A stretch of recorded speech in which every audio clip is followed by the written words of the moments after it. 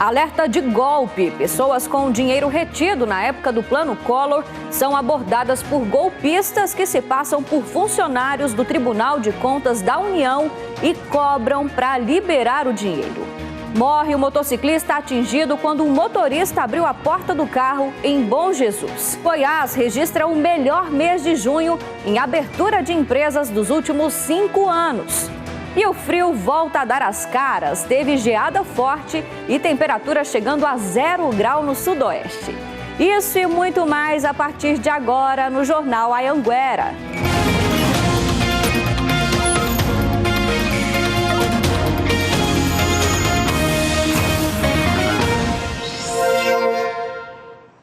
Olá, boa noite para você. Agora 7h07. Muito bem-vindo ao J2 desta terça-feira.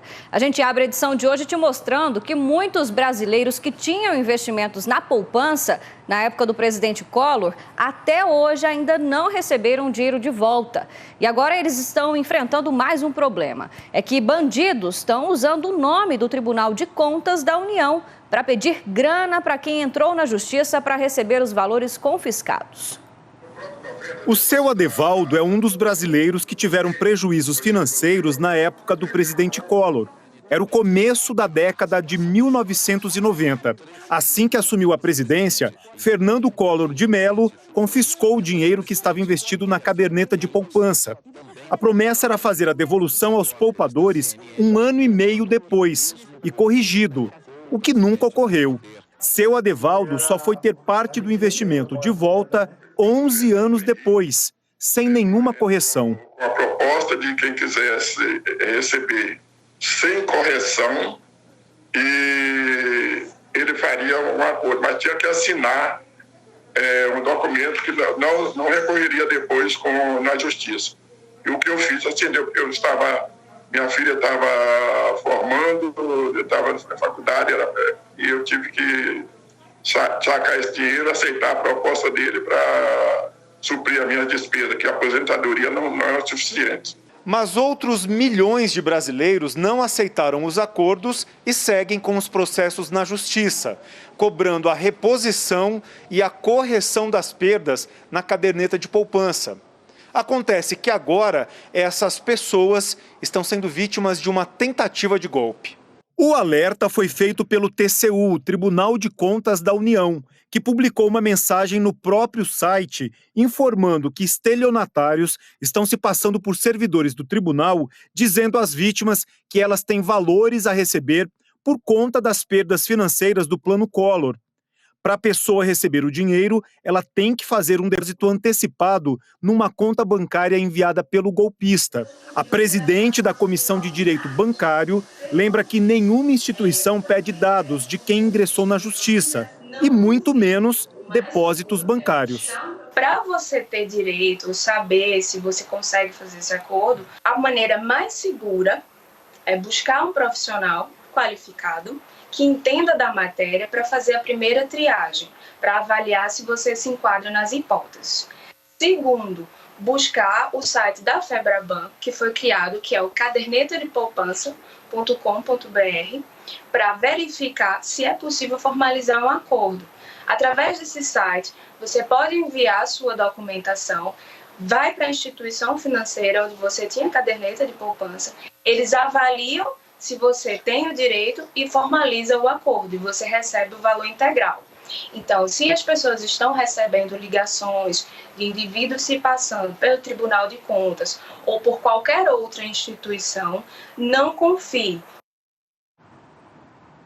Agora uma história muito triste, viu? O motociclista que foi atingido pela porta de um carro hoje em Bom Jesus de Goiás morreu essa tarde. O passageiro de um carro estacionado abriu a porta sem olhar antes para a rua.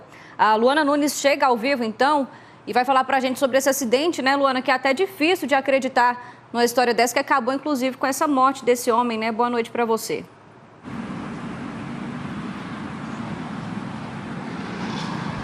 Ei, Gabi, boa noite para você e para todos. Realmente uma notícia muito triste. Rones Cabral, de 53 anos, morreu hoje à tarde no Hospital de Urgências de Goiânia após sofrer ontem um acidente em Bom Jesus. Câmeras de segurança registraram o momento desse acidente. Rones passava de moto em uma rua movimentada quando o motorista de um carro abriu a porta sem olhar e acabou atingindo o radialista. Na imagem, a gente percebe que o motociclista até tentou desviar, mas foi tudo tão rápido e ele acabou batendo na porta. Outros carros que vinham no sentido contrário tiveram que frear bruscamente para poder não atingir novamente o motociclista. O radialista foi socorrido e levado para um hospital em Bom Jesus.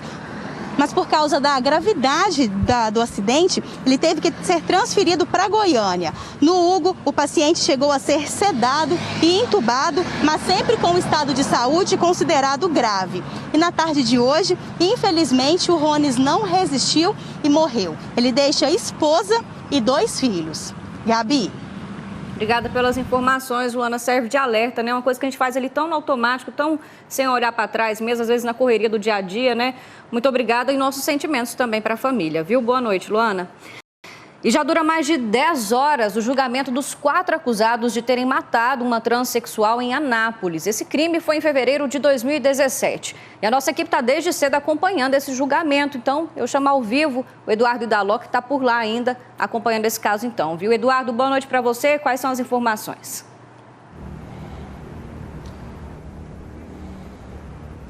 Oi, Gabriela, boa noite para você, boa noite para todo mundo que está nos assistindo. Como você disse, a gente fala ao vivo aqui do Fórum de Anápolis, já dura mais de 10 horas o julgamento dos 4 acusados pelo estupro e homicídio da jovem transexual Emanuele, que na época em que houve o crime, em fevereiro de 2017, ela tinha 21 anos. Nesse julgamento estão sendo acusados Sérgio Cesário Neto, Reinivan Moisés de Oliveira, Daniel Lopes Caetano e Márcio Machado. Nesse momento, o advogado do Márcio Machado é quem está apresentando a versão do réu. Os outros 3 advogados de defesa já falaram, os advogados dos outros 3 réus. O Ministério Público também já apresentou a acusação. Segundo o que o Ministério Público apresentou aqui no julgamento, eles querem a condenação dos 4 pelo estupro, por roubo e também pelo homicídio.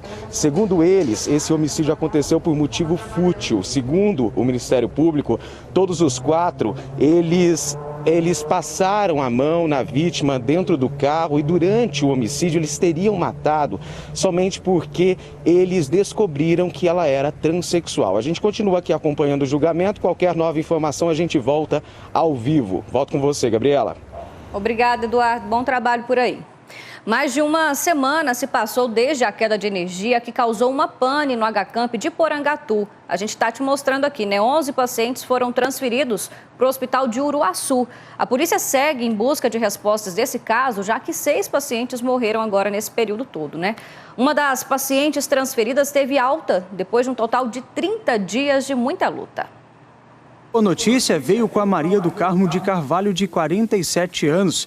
Ela teve alta e foi recebida pela família ainda dentro do hospital. Ela é uma das pacientes transferidas de Porangatu. Era hora de voltar para casa.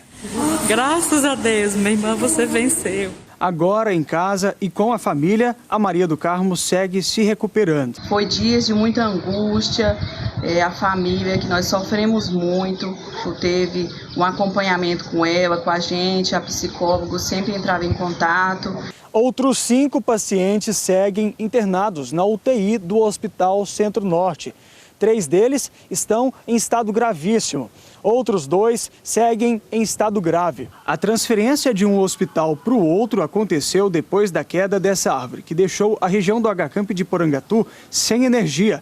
Mesmo com o gerador tendo funcionado, esse equipamento de oxigênio estragou.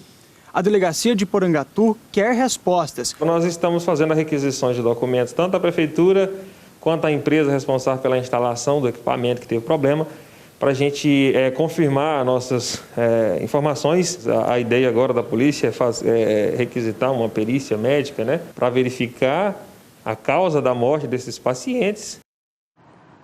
O HCamp de Porangatu voltou a funcionar normalmente e já recebe pacientes. Em nota, a Prefeitura disse que entregará toda a documentação solicitada pela autoridade policial para demonstrar a efetiva manutenção e também prevenção de todos os equipamentos do HCamp.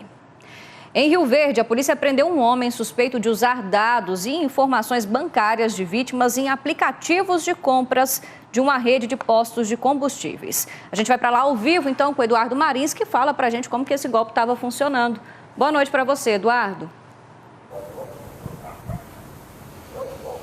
Oi, Gabi, boa noite para você, boa noite para todos. Esta casa fica no setor Pausanes, né? Os policiais militares da CPE encontraram 2 computadores e neles estavam informações aí pessoais de muitas pessoas, com dados bancários, de cartões de créditos, códigos de segurança. Além disso, 2 celulares e cerca de 1000 chips. Todos esses materiais é de um homem de 29 anos. E como que funcionava esse esquema então? Com a ajuda de frentistas de postos de combustíveis de outros estados, o grupo conseguia, com informações dessas vítimas, abastecer um aplicativo de compras da própria rede de postos. Aí, quando um cliente chegava no comércio para abastecer, os frentistas lucravam como? Pegando o dinheiro do pagamento e fazendo um novo pagamento, então, com este aplicativo que estava com informações das vítimas. Agora, a Polícia Civil quer saber onde estavam, né, onde são esses postos e quem são esses frentistas. Todo esse material foi apreendido, vai ser apreciado e o preso já foi encaminhado para a casa de prisão provisória, onde vai responder por furto por fraude eletrônica e cibernética, e organização criminosa, viu, Gabi? Obrigada, Eduardo. Todo dia a gente mostra aqui um golpe diferente, infelizmente, né? Muito obrigada, tá? Em Anápolis, uma obra cheia de problemas na estrutura, interrompida há 5 anos, ganhou agora um novo rumo. A prefeitura anunciou hoje um projeto para reaproveitar a estrutura e construir um novo centro administrativo. A construção, orçada em 17 milhões de reais, começou em 2014 e deveria ficar pronta 2 anos depois. Mas a obra no centro de Anápolis foi paralisada em 2016. Relatórios do Ministério Público e do Conselho Regional de Engenharia, o CREA, apontaram irregularidades na estrutura e falta de alvarás. Até a paralisação, já tinham sido investidos 7 milhões de reais. Nesta terça-feira, a Prefeitura divulgou um novo projeto para o prédio. Em vez de sede da Câmara Municipal, como tinha sido pensado inicialmente, a estrutura vai ganhar contornos de um novo centro administrativo, que deve ficar pronto em 2 anos. De acordo com o prefeito, cerca de 80% do que foi construído será reaproveitado. Os 6 mil metros quadrados do novo prédio vão abrigar secretarias e instituições municipais, que hoje funcionam em prédios alugados. Só que ainda não existe definição sobre quanto o novo projeto deve custar aos cofres públicos. Vai ser feito ainda todo o orçamento no que diz respeito a isso, porque os projetos complementares ainda não estão prontos. O que vocês estão vendo é um projeto arquitetônico, mas com certeza aquilo que nós vamos gastar vai ser justificado no que diz respeito à economia dos aluguéis que nós vamos fazer. Nós devemos economizar algo em torno de 100 mil reais com aluguéis.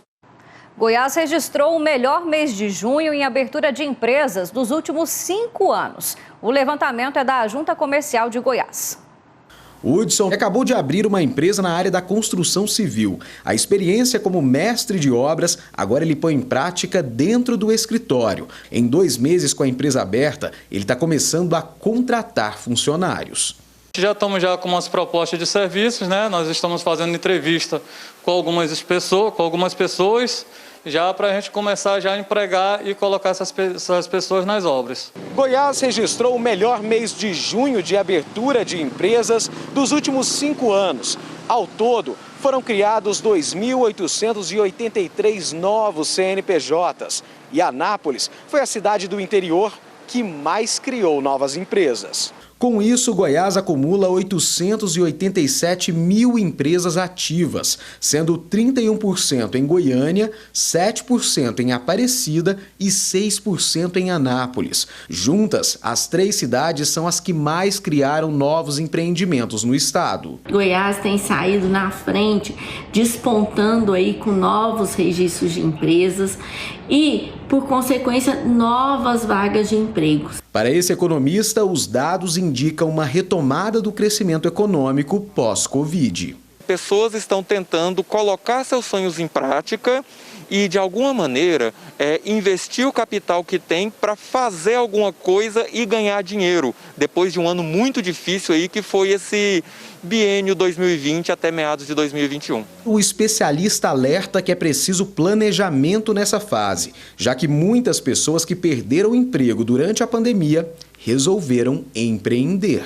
Esses empreendedores devem buscar o máximo de apoio e conhecimento possível, e o poder público também pode ajudar, tanto com incentivos à qualificação, como com crédito barato, porque o maior problema para o novo empreendedor é a falta de capital de giro. E tem mais notícia boa, viu? Em Rio Verde, mais de 5 mil pessoas vão poder renegociar as dívidas com 37 empresas da cidade. É que o PROCON e a Associação Comercial estão organizando um feirão para resolver pendências. Dona Ilza sabe bem a dor de cabeça que causa uma dívida. Para conseguir quitar o valor de R$20 mil foi uma peleja. E eu não dormia de tanto pensar. Quando veio que eu estava negociando, chamando os clientes para negociar as dívidas, procurei. E deu certo? Deu certo. Hoje, a pensionista está com o nome limpo graças a uma ação de renegociação de dívidas. Oportunidade que chega de novo para os moradores de Rio Verde com débitos em empresas da cidade. Tem muitas datas comemorativas se aproximando. Claro que ter o nome sujo é o principal critério para não conseguir comprar com facilidade aqui no comércio. Para mudar a realidade de muita gente com um turbilhão de dívidas, o PROCON e a Associação Comercial e Industrial de Rio Verde vão promover entre os dias 25 e 26 do próximo mês um feirão para os consumidores quitarem pendências. Para participar é preciso se cadastrar com antecedência. 37 empresas toparam renegociar com os clientes. Segundo o PROCON, mais de 5 mil pessoas estão devendo nestes locais. Também estaremos negociando dívidas com energia elétrica. Além do desconto de juros e multa, ele vai ter uma condição especial para parcelamento dessa dívida.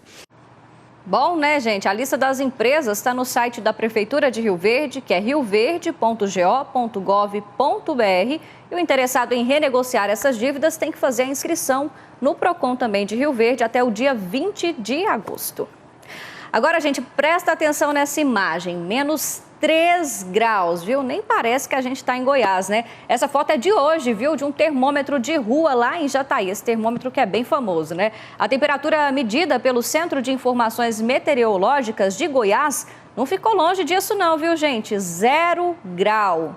Pois é, né? Mais uma vez aí a temperatura despencou aqui no estado. E aí, como se não bastasse o frio, teve até geada em algumas cidades. O Lago JK em Jataí amanheceu coberto pela névoa e a grama coberta pela geada. No município, Danilo Alves registrou a água congelada na planta. Olha o jataizão aqui, ó. Olha a plantinha aqui, ó. Olha o gelo aqui, ó. Será que tá frio? Ó aqui, ó. Você tá doido, menino?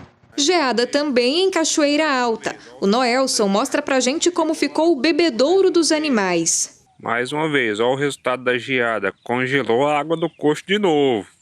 Quase não fez frio aqui, hein? Esfriou em Rio Verde, 4 graus no município. Tem que trabalhar, né? Não tem outro jeito, é enfrentar o frio e coragem. Nesta madrugada, a temperatura mínima oficial registrada aqui em Jataí foi 0 grau. É aqui na região sudoeste onde costumam ser registradas as menores temperaturas do estado. Antes do registro de hoje, o top 5 do estado estava assim.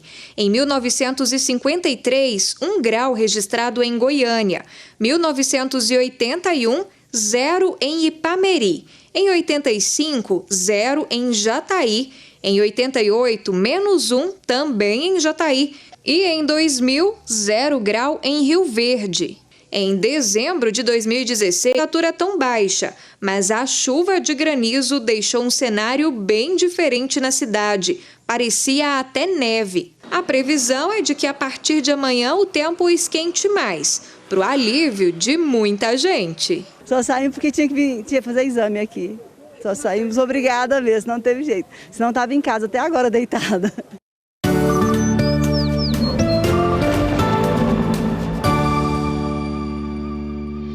A quarta-feira ainda é de temperaturas baixas em todo o centro-sul de Goiás.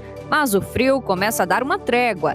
É que a massa de ar polar começa a perder força a partir de amanhã. Faz sol e a umidade do ar segue preocupante, em 16% na maior parte do estado. Destaque para Jataí, com mínima de 5 graus. Está na época da colheita do trigo. A cultura se adaptou ao clima seco aqui do Cerrado. Em terras goianas, há 36 anos, Alberto Mazzocco trouxe do Rio Grande do Sul o gosto pela agricultura. Ele decidiu apostar na cultura do trigo e não se arrepende. Em 5 anos, aumentou em 400 hectares de área plantada do grão. Nós esperamos aqui para a próxima safra 2020, 21 e 22, dobrar a produção de trigo. Com as colheitadeiras a todo vapor nas fazendas do estado, o trigo safrinha era para ter sido colhido em junho, mas só agora está sendo retirado devido à falta de chuvas e o tempo mais seco desse ano. Assim mesmo, ainda estamos conseguindo colher uns 35 sacos por hectare. Então ele casou bem com essa janela de safrinha aí, com pouca chuva. A expectativa é que o estado colha 175 mil toneladas na safra 2020-2021, um aumento de quase 90% em relação à safra anterior. E olha, hoje os maiores produtores estão aqui na região leste do estado. De acordo com a Secretaria de Agricultura, Pecuária e Abastecimento, Cristalina, Lusiana e Cabeceiras são os que mais produzem esse grão. Só na região do entorno são mais de 15 mil hectares de trigo sequeiro que já foi colhido, uma média de 6 toneladas por hectare. Já o trigo irrigado, que corresponde a outros 8 mil hectares, só vai estar pronto em setembro. Cerrado é terra de trigo e terra de várias outras culturas também, que é um celeiro nacional hoje, abastecendo não só o Brasil, como o mundo inteiro.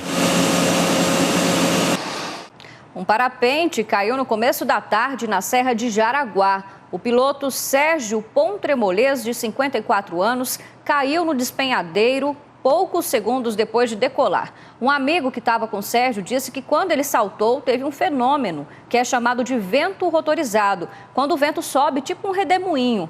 A vela do parapente entrou em giro e voltou para a montanha, batendo nas pedras, 15 metros abaixo da rampa de salto.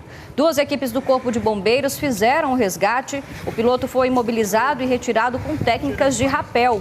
Ele estava consciente e foi levado para o hospital em Jaraguá. Bombeiros estão passando por um treinamento para melhorar ainda mais as técnicas de resgate na água. Olha, afogador! Eles precisam de agilidade e preparo psicológico para atuar sob pressão. A vítima é retirada da água e rapidamente são feitos os procedimentos de reanimação. Esse treinamento acontece a cada 2 anos em várias etapas. Nessa, o cenário é o Rio Paranaíba, em Itumbiara, e inclui preparação de teste físico, primeiros socorros e pilotagem de embarcações. Já as técnicas de natação foram aprimoradas no Lago das Brisas. Nosso treinamento é árduo justamente para capacitar a gente para poder salvar em qualquer lugar. O público-alvo desse treinamento são bombeiros que querem estar capacitados para atuar em salvamentos aquáticos. 9 militares de Goiás e 3 do Acre participam dessa capacitação. Segundo um levantamento do Corpo de Bombeiros, no ano passado, em todo o estado, foram mais de 200 ocorrências em água, 100 afogamentos, 51 iminências de afogamento e 89 buscas a cadáveres. De janeiro até junho desse ano, foram registradas 66 ocorrências de afogamento, a maior parte em lagos. E nesse tipo de resgate, o atendimento rápido é fundamental. A Patrícia é a única bombeiro mulher do grupo. Há 10 anos na corporação, ela também quer estar pronta para atuar em situações de emergência em rios e lagos. É interessante a gente ter um conhecimento mais profundo nessa questão do salvamento aquático. E a nossa imagem do dia é de uma bebezinha que já nasceu muito guerreira, viu? A recém-nascida estava com cordão umbilical e foi deixada debaixo de uma árvore, sem roupa, numa das madrugadas mais frias do ano aqui em Goiânia. Ela chorou alto, o que chamou a atenção de uma moradora que passava por ali. E a bebê agora está no hospital e passou por vários exames. A polícia está atrás da mãe que abandonou essa bebê e o Conselho Tutelar tenta achar também algum familiar que possa acolher essa criança. Se não encontrar ninguém, ela vai ser levada para um abrigo. E antes de encerrar, gente, um recadinho muito importante é que amanhã começam as Olimpíadas de Tóquio e às 4h40 da madrugada tem futebol feminino já, viu? O Brasil vai enfrentar a China. E aí, com isso, o Bom Dia Goiás vai começar um pouquinho mais tarde, nessa quarta-feira, então, às 7h10 da manhã. Combinado? Anderson e Suelen te esperam. Uma boa noite para você. Imagens hoje de Itumbiara. Eu te espero amanhã, viu? Até lá.